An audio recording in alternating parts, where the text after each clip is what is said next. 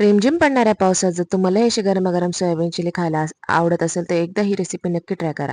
त्यासाठी गरम पाण्यामध्ये सोयाबीन व्यवस्थित शिजवून घ्यायची. त्यानंतर आपण इथे ही थंड पाण्यामध्ये सोयाबीन काढून आणि व्यवस्थित पिळून घ्यायची. त्यानंतर त्यामध्ये काळी मिरी पूड, लाल तिखट, मीठ, आलं लसूण पेस्ट आणि कॉर्नफ्लोअर यामध्ये ॲड करायचे आणि आता हे सगळं व्यवस्थित सोयाबीनला कोट करून घ्यायचे.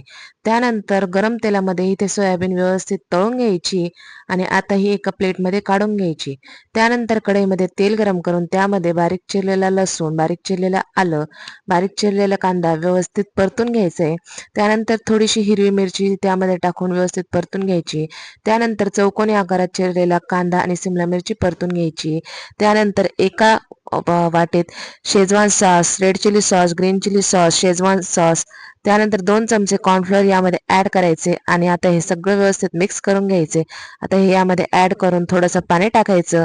परत एकदा सगळं मिक्स करायचं. चवीनुसार मीठ टाकायचे. त्यानंतर आपण यामध्ये जी सोयावडी तळून घेतली होती ती यामध्ये ॲड करून व्यवस्थित मिक्स करून घ्यायचे. वरतून थोडीशी कांदा पात टाकून हे गार्निश करून घ्यायचे.